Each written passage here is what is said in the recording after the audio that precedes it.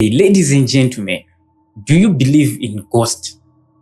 Munobelieve here munyaya dzekuti vakafa vanogona kumuka uchingetedza vapenyu vari kurarama?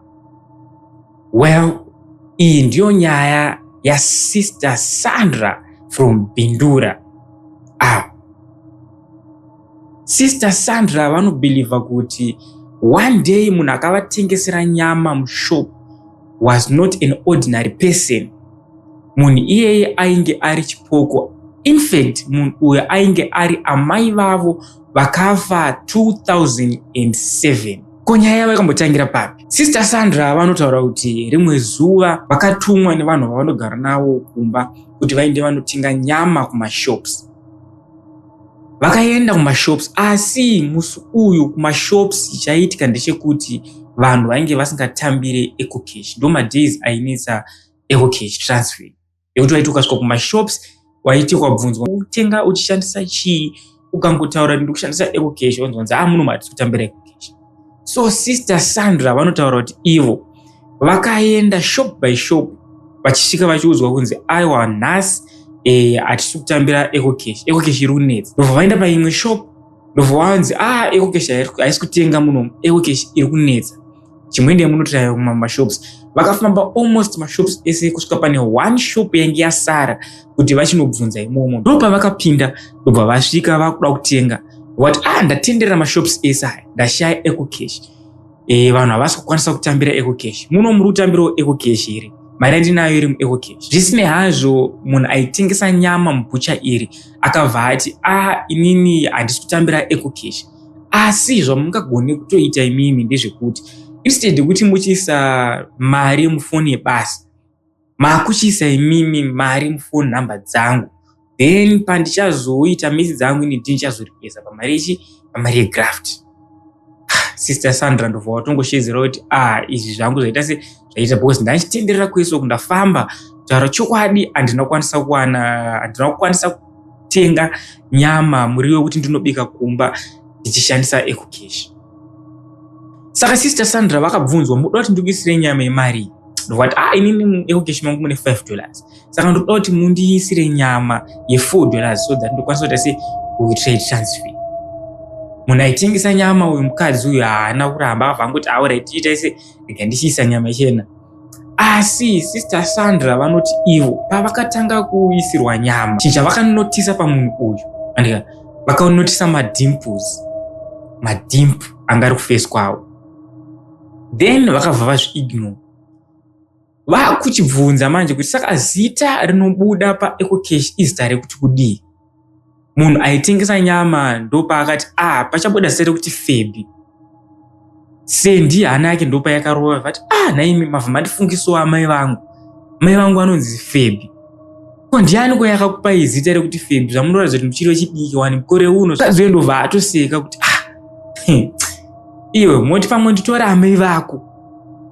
Saka Sendi time akasimudza musoro achatarise munhu waari kutaura naye ndobva aona madimpu aya akanyatsobuda pafesi.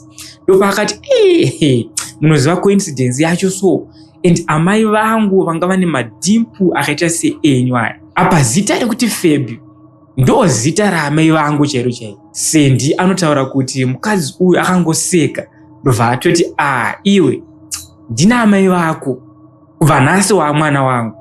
Animukona Sendi anozvitora serious semunhu aitongotiwo ndirikungoitawo zvekutenga nyama yangu ndobva ndapedza ndoita ndoenda.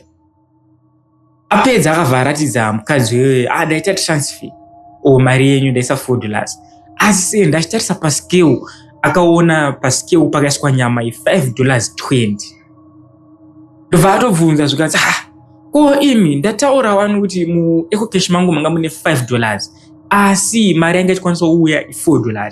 Saka ndakusendera $4 of which inini handina imwe mari pandiri yokuti ndokwanisa kukutumirai kana kukupai kuti ikwanise kusvika pa$5.20 yamaisa. Then mukadzi uyo akabva angosekerera ndobva ati aiwa mwanangu ko uchagotyeyo waona amai vako achitengesa mubhucha. Tora inonda enda unobika. Next time paunozotengawo tozokavhana ipapo. Sendi ndobva atotenda pepai. Maita basa mama. Vakutodzana mama maita basa. Sendi achipedza kutenga nyama ndobva aenda kumba. Asi nyaya inopera musi waatenga nyama, vabika nyama kumba, vanhu kumba vakafara vapa makomenzi ekuti nyama iyi nyama iri kunaka. Bhucha rawatenga nyama iyi ibhucha ripi? Sendinobva ato mufunge zvandasangana nazvo kumashops. Ndasangana nemubhucha mandatenga umo, musikana anitengesera nyama mubhucha wamanotonzi Febi, ende ane madimples kunga mama.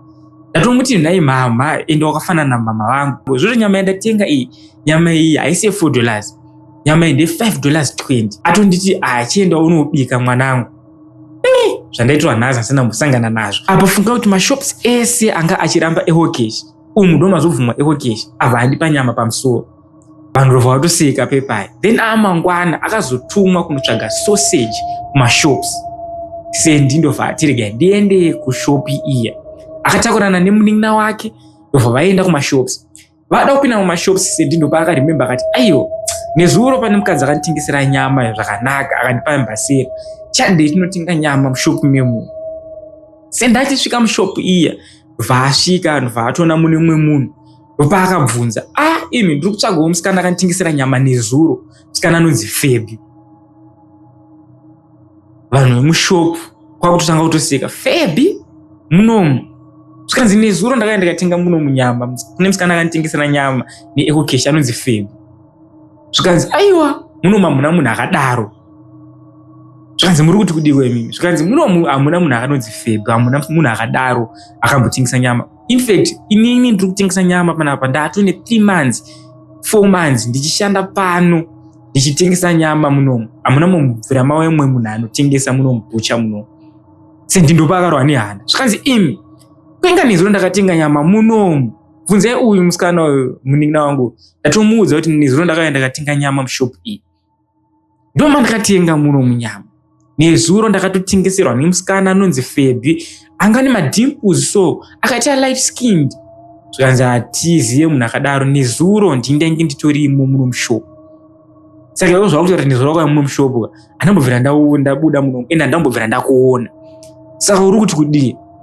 Zvikanzi imi munhu ndakatoseka naye ndichitomuti kubva nhasi wato mai vangu. Yakatondito kubva nhasi wa mwana wangu. Utori mwana wangu iwewe Sendi. Saka zvamukutondiudza imimika mukutondiudza imwe nyaya. Zvikanzi alright, andowatiwo munhu iye akakutengesera neekokeshi. Zvikanzi akanditengesera neekokeshi. Zvikanzi alright, chitarisa message yacho tonoti zita rake anonzi ani, tikwanise kumutsvaga munhu. Sendi ndopa akapinda mumamessages kwakutarisa ecocash, akabva ashaya message iyi yaFebi. Izvi zvakatyisa Sendi. Nezuro but ndemuno mandakatenga.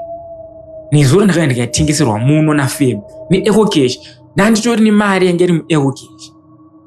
Sendi akaona muecocash make paakacheka balance manga musina mari zveshuwa. Asi message yekuratidza kuti atumira kuna Febi yakabva yashayika. I am a one. I know some people will not believe it, but this actually happened. Kune imi maviewers vari kuona. Let me know what you think in the comment section. Do you actually believe kuti munhu akafa anogona kumuka otanga kubatsira vanhu vari pasi vapenyu, achivabatsira mukurarama nenzira dzakasiyana siyana sezvakaitwa naFebi? What do you think of this story? If this was your first time visiting this channel, Slick Media TV, on YouTube or TikTok or Facebook, ukumbira kausiya wa like, kusa comment, or kushare kune vanhu, nekusubscribe, and then click on that notification icon so that whenever I upload a new video, unovoita the first one to watch. Why is here? This is Zim Untold Stories. My name is Slick Nelikwan here on Slick Media TV. Kozazara.